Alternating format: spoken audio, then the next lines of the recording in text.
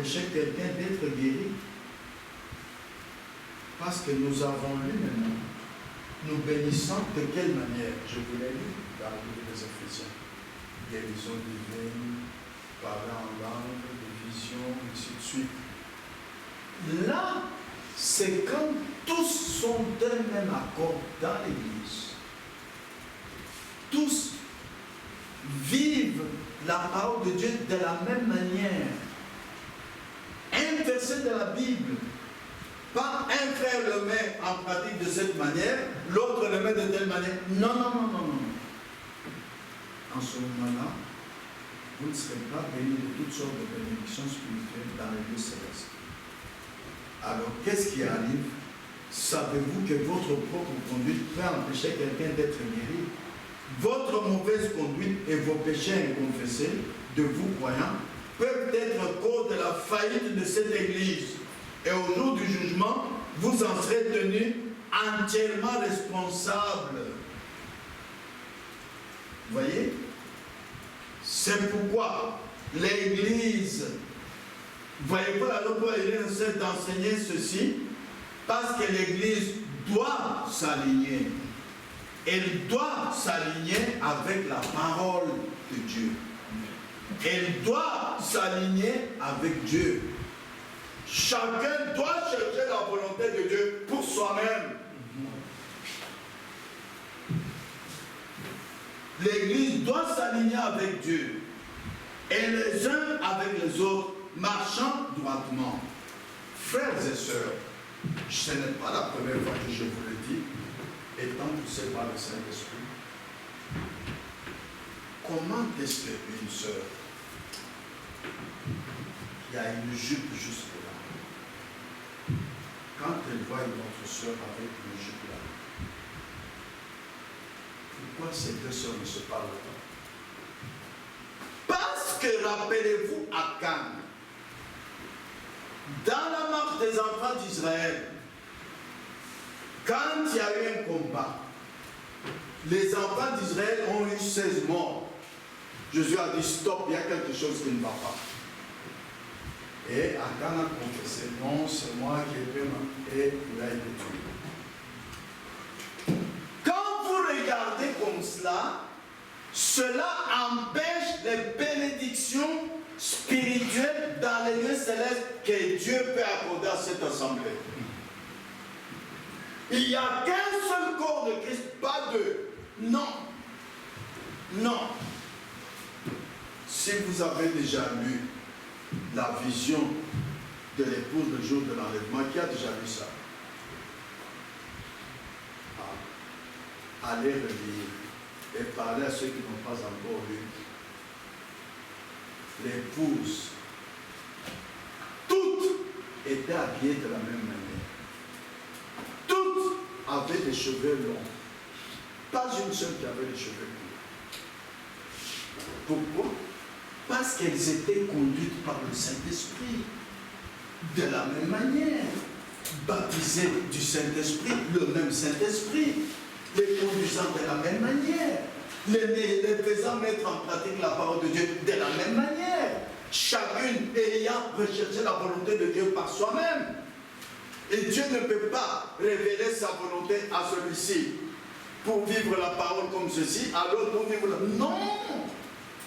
En ce moment-là, c'est l'homme qui se trompe. Dieu ne peut pas faire cela. Amen. Alors il est temps que chacun se mette à genoux pour prier Dieu. Seigneur, accorde-moi la révélation de la connaissance de ta volonté à mon égard. Amen. Tu n'es pas sauvé parce que tu l'as voulu, c'est Dieu qui l'a voulu. Mais qu'il te révèle qu'est-ce qu'il veut pour toi. Quelle est ta position en Christ? Amen. Amen. Amen. Frères et sœurs, il est grand temps que l'Église s'aligne. Elle doit s'aligner avec la parole de Dieu. Elle doit s'aligner avec Dieu. Elle doit s'aligner les uns avec les autres, marchant droitement. Ceux qui avaient cru, acte 3, n'avaient qu'un cœur et qu'une âme. Et pour entrer dans la chambre haute, il est écrit, étaient d'un commun accord. Voilà pourquoi ils ont été bénis et que le Saint-Esprit est descendu au milieu d'eux.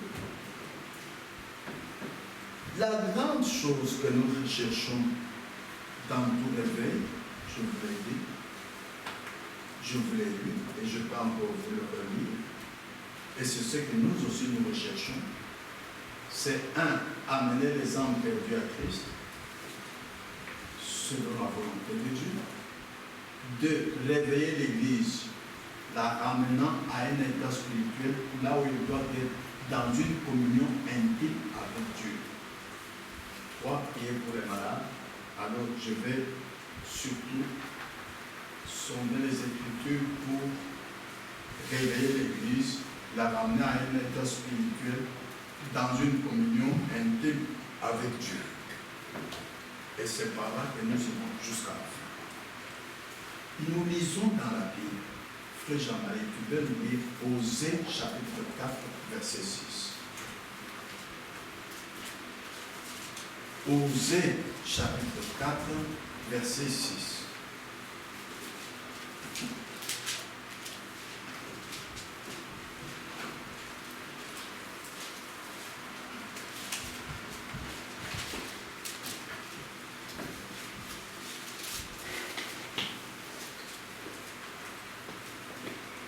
Mon peuple est détruit parce qu'il lui manque la connaissance. Puisque tu as rejeté la connaissance, je te rejetterai et tu seras dépouillé de mon sacerdoce. Puisque tu as oublié la loi de ton Dieu, j'oublierai aussi tes enfants.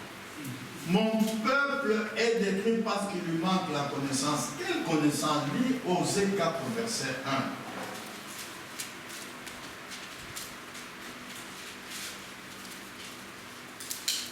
Écoutez la parole de l'Éternel, enfants d'Israël, car l'Éternel a un procès avec les habitants du pays, parce qu'il n'y a point de vérité, point de miséricorde, point de connaissance de Dieu dans le pays. Amen. Les gens deviennent des joigneurs d'église. Ils connaissent leur prédicateur, ils connaissent leur pasteur, ils connaissent leur diacre, ils connaissent les membres de la chorale, mais ils ne connaissent pas Dieu. Or, Jésus-Christ a dit en Jean 17, verset 3, la vie éternelle, c'est qu'ils te connaissent, toi le seul vrai Dieu, et Jésus que tu as envoyé. Celui qui connaît Dieu, connaît la voix de Dieu. Si Dieu lui parle, il ne dira pas quelque chose me parler, disant non, Dieu m'a parlé. Amen. Celui qui connaît Dieu, connaît la volonté de Dieu. Celui qui connaît Dieu connaît les exigences de Dieu. Il connaît la puissance de Dieu. Il connaît comment Dieu conduit. Rappelez-vous David. Quand il a dit de Dieu qui m'a donné la puissance de tuer le lion et l'ours, qui lui avait appris ça? Personne. Son père lui a donné un troupeau de brebis à garder. Quand un lion a surgi pour manger une brebis, son père ne lui a pas dit qu'il met ta vie en danger, qu'on ne mange pas l'une de mes brebis. Non, lui-même, une voix lui parlait, vas-y, ne laisse pas. Le lion prend une brebis et il l'a tué. Et David connaissait Dieu. Le livre de ces compare celui de Josué, à la page 10, nous lisons ceci. Page 10. Combien ont reçu la promesse du Saint-Esprit? N'êtes-vous pas content d'être dans le pays, mangeant la nourriture solide de Dieu, ayant une bonne compréhension? N'est-ce pas, Frère Jean-Marie, tu as parlé de la connaissance. Quand tu as une mauvaise compréhension de la Bible, tu n'as pas la connaissance. Osée 4, 6, ça peut dire. Voyez? Mangeant la nourriture, ayant une bonne compréhension, votre intelligence spirituelle n'étant plus embrouillée, vous savez exactement qui est Dieu, Vous savez exactement ce qu'il est. Vous savez exactement où vous allez. Vous savez exactement ce qu'il est. Vous savez exactement tout ce que cela concerne. Vous savez en qui vous avez cru. Et vous êtes persuadé qu'il a la puissance de garder votre dépôt jusqu'à ce jour-là. Jusqu'à la fin du chemin. La fin de notre chemin, c'est pour monter en haut. Mais si vous ne connaissez pas Dieu, comment allez-vous monter? Si vous ne connaissez pas la voix de Dieu qui parle au cœur de l'homme, comment allez-vous entendre cette voix que Jean, dans les départements, avait entendu qui dit « Monte ici ». Comment? Frères et sœurs, ne soyons pas aveugles. Jésus revient bientôt. Il est temps d'examiner si réellement vous allez arriver au bout du chemin et que vous allez monter. Voyez? Maintenant, écoutez. Si vous êtes réellement baptisé du Saint-Esprit, vous connaissez Dieu. Vous savez qui il est. Vous savez ce qu'il est. Votre intelligence, qui n'est plus l'intelligence charnelle, mais l'intelligence spirituelle, n'est plus embrouillée. Les catholiques, les protestants et les autres s'embrouillent jusqu'à présent qu'il y a 3 personnes en Dieu. Et ils sont sincères dans ce qu'ils disent là. Leur intelligence charnelle est embrouillée parce qu'ils ne peuvent pas abandonner l'intelligence charnelle et s'accrocher à l'intelligence spirituelle. Vous savez où vous allez. Vous savez en qui vous avez cru. Et vous êtes certain que Dieu a la puissance de vous garder jusqu'au bout du chemin, jusqu'à l'enlèvement.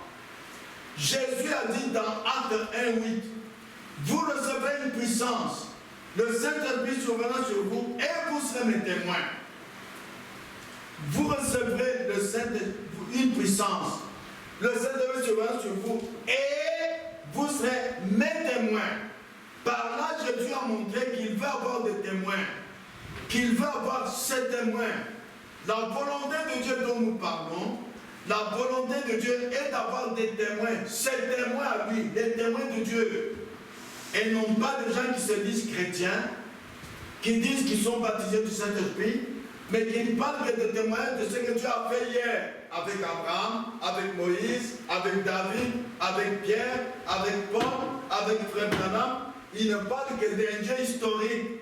Et jamais, jamais, ils ne parlent de témoignages de ce que Dieu a fait aujourd'hui dans leur vie personnelle.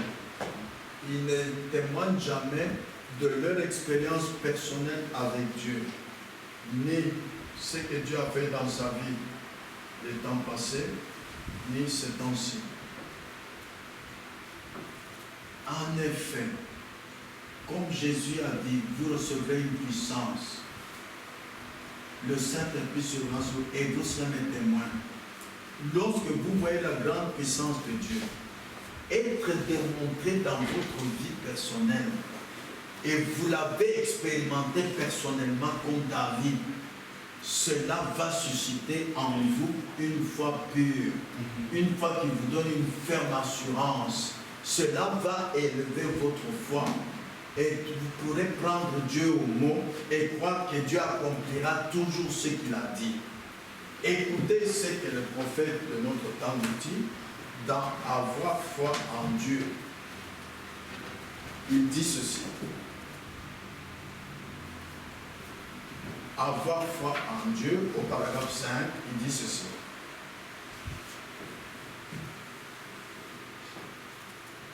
Eh bien, il nous est enseigné dans la sainte parole de Dieu que la foi vient de ce qu'on entend. Et ce qu'on entend de la parole. Eh bien, la foi, c'est aussi une expérience. Et bien souvent, la foi vient de par une expérience antérieure et cela fait grandir la foi. Ah! Je vous ai dit au début que beaucoup de gens disent « j'ai cru, je suis baptisé dans Jésus ». Mais ça suffit, c'est tout, ce n'est pas tout. Quelle est la volonté de Dieu pour celui qui vient de croire? Quelle est quel chemin va-t-il suivre? Maintenant, ce que la Bible nous révèle aujourd'hui, c'est que quand tu as cru, la foi doit grandir. Il vous faut participer à la croissance spirituelle, comme un bébé qui est né. S'il n'a que 1 kilo jusqu'à 1 an, mais la maman va commencer à prédire une chose qui ne va pas, mon bébé ne grossit pas. Vous aussi, après la nouvelle naissance, vous devez être dans la croissance spirituelle. Et vous êtes conduit par le Saint-Esprit. Comme David qui a dit en 1 Samuel 17, verset 37, le Dieu qui m'a donné la puissance, la force de tuer le lion et l'ours, me donnera aussi la puissance de tuer Goliath. Personne n'avait enseigné cela à David. C'était son expérience personnelle avec le lion et l'ours. Il croyait en cette inspiration qu'il avait en lui. Il a agi, il a tué le lion et il a compris, et il a certifié ce qu'il savait, que Dieu est avec moi. Dieu est avec moi. Aujourd'hui, frère, qui peut nous rassurer que Dieu est avec lui? Si Dieu est avec toi, où est l'expérience personnelle qui est manifestée que tu as faite avec lui? Même il y a 2 ans, dites-nous. N'est-ce pas, je vous avais montré ici, quand mon camion a cassé le pont, et que j'ai eu des idées pour moi-même, comment sortir ce camion de là. La veille, j'ai vu en vision Jésus et le camion n'était plus là. Le matin, j'ai dit à mes travailleurs, ce camion va quitter cet endroit aujourd'hui. Quand il a quitté, ils ont dit, notre patron des fétiches, notre patron. Mais Dieu cherche des gens qui peuvent parler de la puissance de Dieu manifestée dans leur vie. C'est à la gloire de Dieu. Comment pouvez-vous dire je crois en Dieu mais vous ne le glorifiez pas? Comment pouvez-vous dire que je crois en Dieu et vous ne le connaissez pas, vous ne connaissez pas sa puissance? Vous ne connaissez que le Dieu qui vous a prêché, un Dieu historique. Mais ce Dieu que personne ne t'a jamais prêché, qui t'a fait faire des choses que personne ne t'a jamais indiquées, tu n'en parles pas. Voilà la volonté de Dieu. Voilà les témoins que Dieu veut avoir aujourd'hui. Vous recevrez une puissance, le Saint-Esprit survenant sur vous, et vous serez mes témoins. Non pas témoins des hommes, témoins de l'opinion des hommes, non, mais le témoin du Saint-Esprit qui vous conduit. Et qui vous conduit de quelle manière? Par l'inspiration, par sa voix qui parle à votre cœur, par une vision spirituelle, poussée par le Saint-Esprit, animée par le Saint-Esprit. Il y a diversité d'opérations, mais le même esprit. Il y a diversité de dons, mais le même esprit. Diversité de ministères, mais le même esprit. Et vous ne pouvez ignorer cela, car la Bible dit, 1 Corinthiens 12, 1, cela vient confirmer le sujet que nous avons. Pour ce qui concerne les dons spirituels, je ne vais pas faire que vous soyez dans l'ignorance. Paul parle par le Saint-Esprit. Ce n'est pas lui. Ce n'est plus moi qui vis, c'est Christ qui vit en moi. Personne qui est baptisé du Saint-Esprit ne peut pas être ignorant en ce qui concerne les dons spirituels. Il ne peut pas ignorer quel don il a. Si tu l'ignores, il y a quelque chose qui ne va pas. Et qui est celui qui est conduit par le Saint-Esprit? Parce que normalement, lorsque tu es baptisé du Saint-Esprit, ce n'est pas par ta volonté, c'est le Saint-Esprit qui t'a conduit au baptême du Saint-Esprit par Dieu lui-même. Et le Saint-Esprit qui t'a conduit est entré en toi. Mais comment être conduit par le Saint-Esprit? Que ce ne soit pas comme je viens de vous le dire, un Saint-Esprit historique. Oh, mais tu sais, le Saint-Esprit me conduit. Non, non, non, non. Regardez ce que la Bible dit. Qui est conduit par le Saint-Esprit et qui ne l'est pas? Jacques 1, versets 22 à 25. Jacques chapitre 1,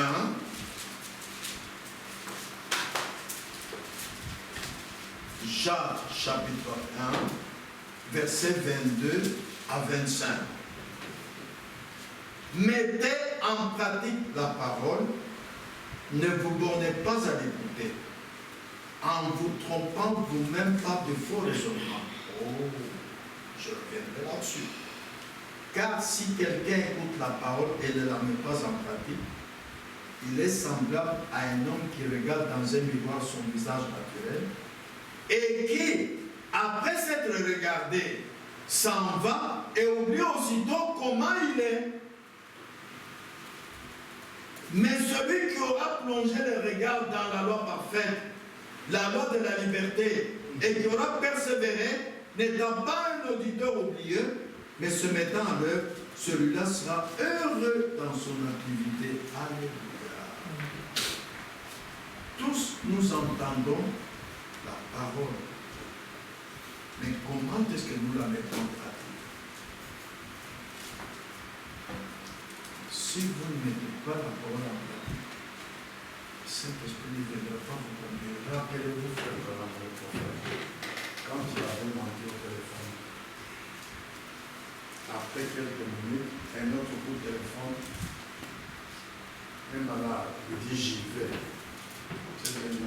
Tu ne seras pas conduit par les Saint-Esprit. Tu n'as pas mis la parole de Dieu en pratique. Prenez cet exemple-là, s'il vous plaît. Je vous le dis, je le répète, ne soyons pas des joigneurs d'église. Ne nous contentons pas de vivre dans une assemblée froide. Non. Non. Il y a quelque chose qui ne va pas. L'église doit s'aligner avec la parole de Dieu. L'église doit s'aligner avec Dieu. Si vous mettez la parole de Dieu en pratique, que vous entendez, alors le Saint-Esprit viendra vous conduire. Amen. Et il vous conduira dans toute la vérité. Dans la cruauté du péché. Au paragraphe 52, Frère Branham dit ceci. Maintenant, si nous étions parfaitement soumis au Saint-Esprit, Dieu nous conduirait par le Saint-Esprit. Ah! Je vous dis qu'il y a beaucoup de croyants qui vivent la parole selon leur raisonnement intellectuel.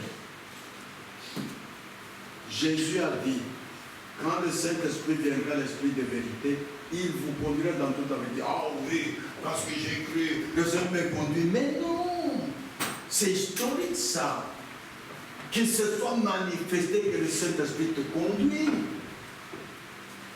Et s'il te conduisait, toi étant baptisé du Saint-Esprit, où est l'expérience personnelle de la puissance de Dieu qui est manifestée dans ta vie et dont tu es témoin? Et tu en parles aux gens. David en a parlé. Même au roi Saül, il n'a pas eu peur. Il y a eu des moqueurs. David n'a pas eu peur. Parce qu'il savait en qui il croit. Il savait où il se tient. Il connaissait sa position en Dieu.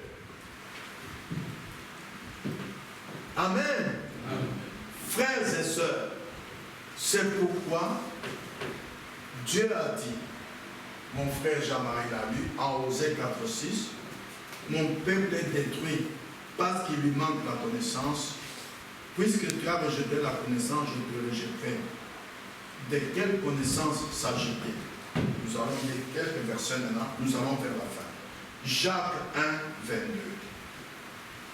Que nous avons lu, relisons cela. Jacques 1, 22.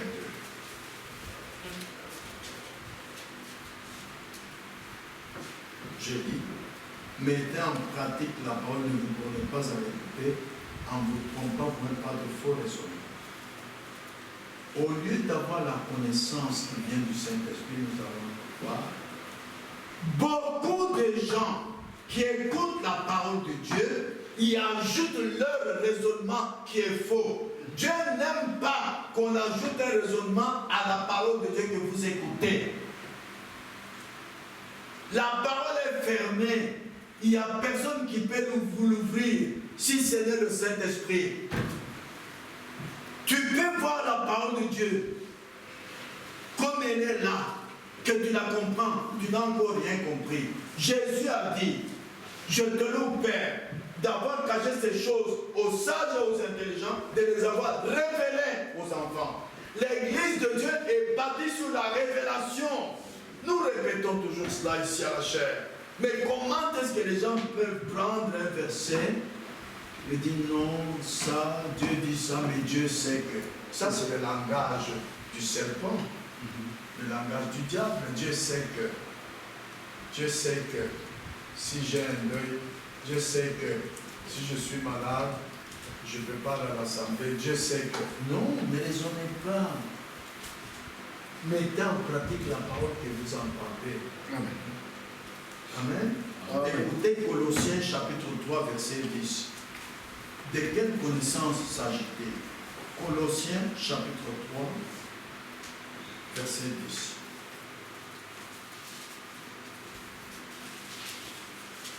Je lis.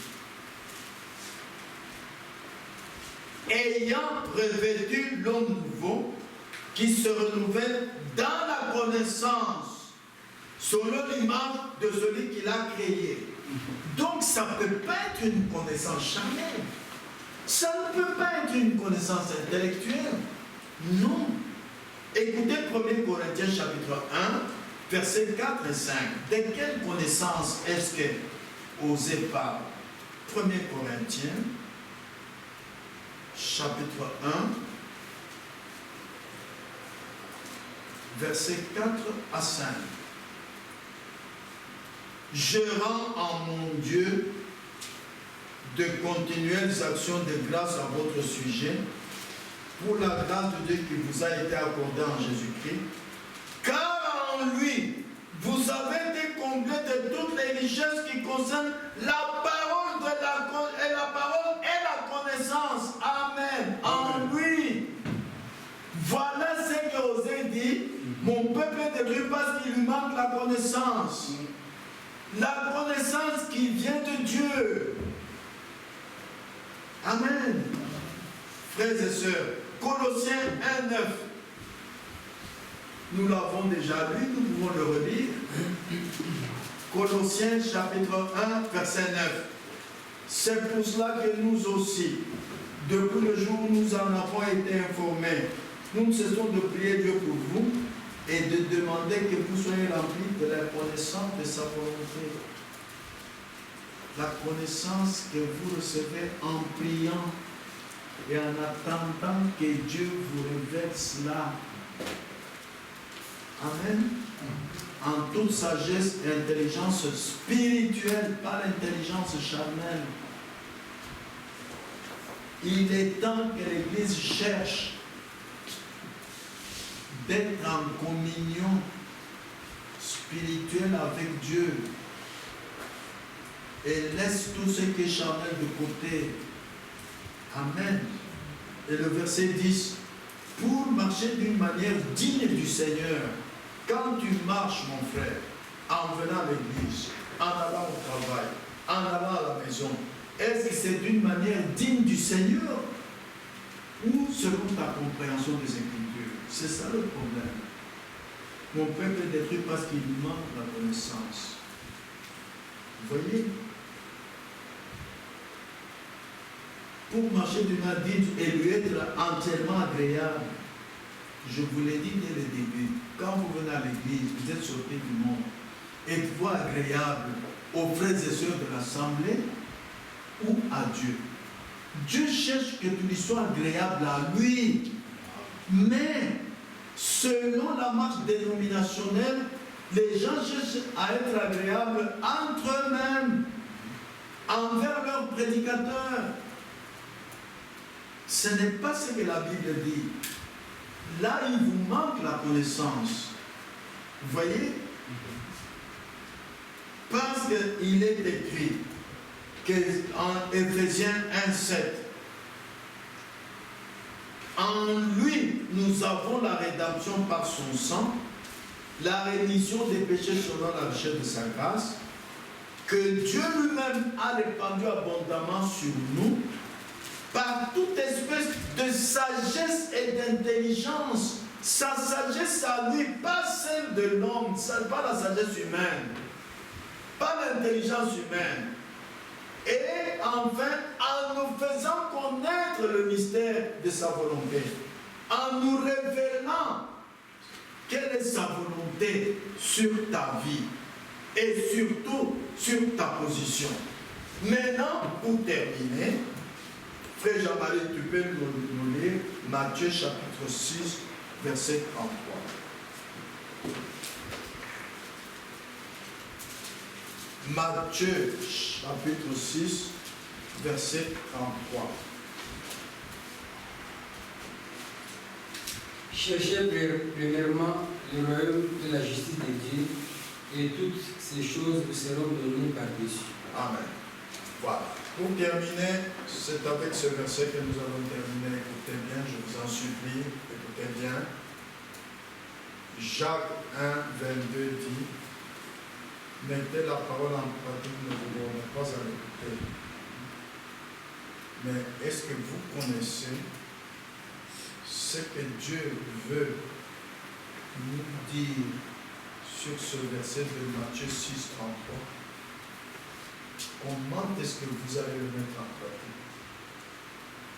Regardez ce que le prophète de notre temps nous dit sur ce verset. Dans les témoins, au paragraphe 190, il dit ceci. Cherchez premièrement le royaume de Dieu. Avez-vous déjà témoigné que cela est la vérité? Placez Dieu en premier. Payez premièrement vos dîmes. Payez premièrement tout. Payez à Dieu. Priez premièrement le matin.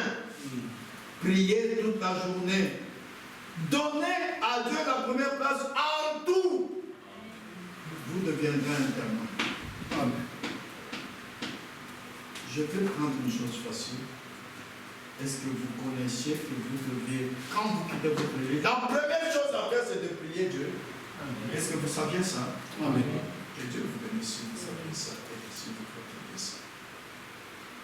Maintenant, quand vous recevez votre salaire, vous savez que la première n'est pas la deuxième, pas la troisième. La première dépend doit être la dîme. Vous saviez ça? Que Dieu vous bénisse si vous pratiquez. Parce que quand vous recevez votre salaire, vous payez le loyer, vous payez la nourriture et vous payez la dîme. Non, vous ne deviendrez jamais un témoin. Vous n'êtes pas agréable à Dieu. Vous ne lui avez pas donné la première place. Dieu ne veut jamais la deuxième place. Dieu ne veut jamais la deuxième chose. Quand vous avez quelque des choses que vous voulez donner à Dieu, c'est la meilleure chose que vous devez donner. Donnez à Dieu la première place en tout. Payez premièrement tout. Tout quoi? Selon la parole de Dieu. La parole de Dieu vous exige de payer comment? En Romains, la Bible dit, ne devez rien à personne. Quand vous avez la dette, dès que vous avez le salaire, après la dîme, payez votre dette. Comment est-ce qu'il y a des chrétiens? Si le bailleur lui dit qu'il doit payer le loyer le 5 mois plus tard, lui il paye le 8. Vous n'avez pas fait seulement du mal à votre bailleur, mais vous avez transgressé la parole de Dieu. Vous n'avez pas payé votre dette. C'est ça, chercher premièrement le royaume de Dieu. Vous voyez? Placez Dieu en premier. Placez la parole de Dieu en premier. Payez premièrement vos dîmes. Payez premièrement tout, c'est-à-dire tout ce que la parole de Dieu exige de payer. Payez à Dieu. Priez premièrement le matin. Priez toute la journée. Donnez à Dieu la première place en tout, vous deviendrez un témoin. Maintenant, dans donner à Dieu la première place en tout, vous deviendrez un témoin si votre travail vous empêche de servir Dieu. Qu'est-ce que vous allez faire? N'oubliez pas qu'il y a des gens qui tassent accepté de massacrer leur vie pour obéir à la parole de Dieu. Mais chaque Shadrach a Abednego. Dans la fosse au lion, c'était qui? Pardon? Daniel. Daniel. Il y avait une loi de son pays qui disait que personne ne prie un autre Dieu. Et David, comme il fallait prier premièrement le matin, il ouvrait sa fenêtre et il priait pour dire, moi, c'est Dieu d'abord. Faites ce que vous voulez de ma vie. Mais si aujourd'hui, votre travail vous empêche de servir Dieu, mais priez Dieu. Parce que nous avons vu que ce n'est pas selon ta volonté que tu peux faire ce que Dieu demande, mais selon la volonté de Dieu. Dis-lui, Seigneur, il m'est impossible de te servir, mon travail l'empêche. Parce que Jacques dit, vous ne recevez pas parce que vous ne demandez pas. Mais si tu n'en fais aucun cas, des années tu vis comme ça, vous n'êtes pas agréable à Dieu. Vous êtes un croyant de nous selon votre raisonnement personnel. Vous voyez, frères et sœurs, demandez cela à Dieu. Parce qu'il vous faut devenir un témoin de Dieu. C'est pourquoi il n'y a pas de témoin de Dieu aujourd'hui. Dieu veut un témoin dans chaque temps, même un seul, homme ou femme. Mais votre manière de mettre la parole de Dieu en pratique ne vous permet pas d'être un témoin de Dieu. Parce que pour être un témoin de Dieu, vous serez conduit par le Saint-Esprit. Pour être conduit par le Saint-Esprit, vous devez être soumis à Dieu totalement. Amen. Amen. Frères et sœurs, la parole de Dieu que vous écoutez, de quelle manière la mettez-vous en pratique? Par de faux raisonnements ou par la conduite du Saint-Esprit? Nous lisons, mon frère Jean-Marie, Proverbe 29, verset 18.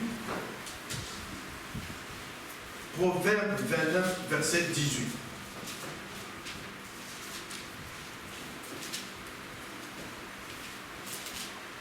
Quand il n'y a pas de révélation, le peuple est sans frein et s'il observe la loi. Amen. Il nous faut la révélation. Parce que nous voyons que Dieu est celui qui opère toutes choses selon sa volonté. Personne ne peut connaître la volonté de Dieu, c'est un mystère, à moins qu'elle te soit révélée. Ah. Et quand il n'y a pas de révélation, vous êtes sans frein, dit la Bible. Regardez ce que le prophète dit. L'unique moyen de faire un chrétien, c'est de changer sa nature d'un pécheur à un saint. Et il n'y a qu'un seul remède, c'est le Saint-Esprit. Alors vous devenez un témoin. Et comment est-ce qu'on peut changer la nature de quelqu'un d'un pécheur à un saint? Quand la révélation de Dieu entre dans le cœur d'une personne, tes pensées changent, ton appétit change, tout ce que tu étais change. Même quand tu ne comprends pas. Tu fumais, mais tu veux fumer, tu as envie de vomir. Ce n'est pas toi qui as voulu abandonner la cigarette, non. C'est la révélation de Dieu qui te change. C'est Dieu qui te change d'un pécheur à un saint. Quand Paul a été changé, quand Jésus a dit à Ananias de prier, il a dit, mais non Seigneur, cet homme est en train de tuer les chrétiens. Il a dit non, c'est l'instrument que Dieu a choisi. Ne parlez jamais en mal, même d'une femme prostituée qui peut venir croire ici, ou aussi. Non, Dieu peut changer une pécheresse qui devient une sainte. Il peut. Tout est possible à Dieu. C'est pourquoi vous aussi, aujourd'hui, le but de cet enseignement, c'est que chacun connaisse la volonté de Dieu sur toi-même. Connaisse la volonté de Dieu sur ta position. Il y a des années que tu as été baptisé dans l'eau au nom de Jésus-Christ. Tu écoutes la prédication.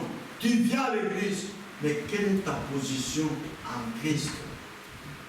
Il y a des ministères, il y a des dons, mais quelle est ta place? Vous voyez? D'abord, pour mettre la parole de Dieu en pratique, Jésus a dit ceci. En Matthieu 3, verset 15, il a dit à Jean-Baptiste ceci. Et c'est ce que beaucoup de gens qui vont dans les églises ne veulent pas faire. Jésus lui répondit, laisse faire maintenant, car il est convenable que nous accomplissions ici tout ce qui est juste. Les gens qui vont à l'église veulent accomplir une partie de ce qui est juste, mais Jésus a dit tout ce qui est juste. Dieu a dit en Matthieu 4,4, l'homme ne vivra pas de pain seulement, mais de toute parole, pas une partie de la parole, toute parole qui sort de la bouche de Dieu. La parole qui sort de la bouche de Dieu, c'est la parole qui t'est révélée. Dieu m'a dit. Dieu m'a dit. Vous voyez? C'est pourquoi vous êtes appelés à être des témoins de Dieu. Alors, faisant une expérience personnelle avec Dieu, votre foi va s'élever. Vous serez certain que Dieu est avec vous. Vous serez certain que Dieu vous accompagne dans votre marche. Vous voyez? Et vous ne craindrez même pas le feu. Vous ne craindrez pas les critiqueurs. Vous ne craindrez pas de quoi que ce soit. Vous êtes certain que vous arriverez au bout. Amen. Amen. Pour mettre la parole de Dieu en pratique, ne raisonnez pas. N'utilisez pas votre intelligence humaine. C'est faux. Il faut être conduit par le Saint-Esprit. Amen. C'est pourquoi, frères et sœurs, écoutez ce que le prophète dit. Nous allons terminer tout de suite dans l'influence. Au paragraphe 120, il dit ceci. C'est ça le problème aujourd'hui, frère. On ne reçoit pas ceci. Il est convenable que nous accomplissions ici tout ce qui est juste. Tout. C'est ça le problème. Il y en a qui demandent pourquoi aller au culte chaque jour. Mais nous venons de le dire. C'est pour avoir la nourriture spirituelle. Au désert, Israël recevait la manne qui tombait du ciel chaque jour.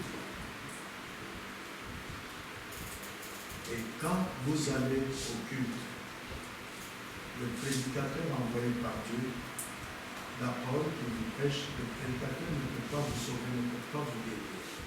Mais la parole qu'il vous prêche prépare vos cœurs à aller dans la présence de Dieu, à écouter Dieu vous parler. La parole qu'il vous prêche va élever votre foi. Si quelqu'un ne va pas chaque jour au culte, sa foi ne sera pas élevée. Vous voyez? Pourquoi aller au culte chaque jour? C'est comme la première église sautée de la Pentecôte, parce que Dieu ne change pas, parce que les temps ont changé. La parole écrite dans la Bible, mettez-la en pratique, ne la changez pas. Troisièmement, Dieu nous a appelés à sortir du monde, afin d'être dans sa présence. Il a dit, sortez du milieu d'eux. Ne touchez pas, et je vous accueillerai. Vous serez pour moi des fils et des filles. C'est ça, être en sa présence. Mais où est la présence de Dieu? Pas chez vous. Il dit, là où 2 ou 3 sont assemblés en mon nom, je suis parmi eux. Rappelez-vous Moïse, ce qu'il a fait, c'est cela qui nous sert d'exemple pour nous convaincre. Lorsque Moïse a fui l'Égypte pour aller en Éthiopie pendant 40 ans, Moïse, il avait tué un Égyptien, et le roi d'Égypte voulait le tuer aussi, il a fui. Il a fui aussi l'assemblée d'Israël. Et c'est là où d'autres sont réunis que l'Éternel était. Moïse était sans communion avec Dieu pendant 40 ans. Et rien de surnaturel n'est arrivé dans la vie de Moïse. C'est pourquoi, écoutez ce qui nous arrive lorsque nous n'allons pas au culte tous les jours. Dans Moïse, le grand serviteur, au paragraphe 10, dès que l'Église perd la communion avec Dieu, les miracles s'arrêtent. Les signes et les prodiges s'arrêtent. Les réveils s'éloignent. Les réveils s'éteignent, pardon. Et Dieu se retire carrément lorsque vous perdez la communion. Dieu se retire carrément de vous. Alors, un jour, vous pouvez être en avion. L'avion peut faire, tu dis, Seigneur, Seigneur, mais il n'est plus avec vous. Vous avez un Dieu historique. Je vous en supplie, sondez les Écritures, a dit Jésus, pour être certain comme David que Dieu est avec toi. Il t'accompagne partout. Il te conduit partout. Il est ta force. Il est ton bouclier. David savait ça. Alors, il a tué le lion et l'ours et il a tué Goliath. Recevez bien l'enseignement de la Bible. Dès que l'Église perd la communion avec Dieu, les miracles s'arrêtent. Vous pouvez amener des malades ici. On peut poser les mains, mais de lui, pas de guérison. Et vous ne dites rien. Moi, si je peux vous gérer voir le prédicateur, mes frères, ça fait 5 fois qu'on a prié pour les malades, mais on ne les voit pas guérir. Nous devons bien être certains dans quelle position chacun de nous se trouve. C'est ce que maintenant, par là que nous terminons, voilà, c'est ce que le prophète nous dit dans David, le vaillant guerrier, paragraphe 24. Ce dont nous avons besoin maintenant, c'est des hommes et des femmes qui connaissent leur position en Jésus-Christ. Et quand le diable se vante, bien qu'il se vante, il continue à se vanter. Nous avons toujours des Goliaths, nous en aurons toujours. Nous avons aussi toujours des David. Grâce soit rendue à Dieu pour cela. Amen. Amen. Que Dieu vous bénisse. Inclinez la tête pour l'adoration.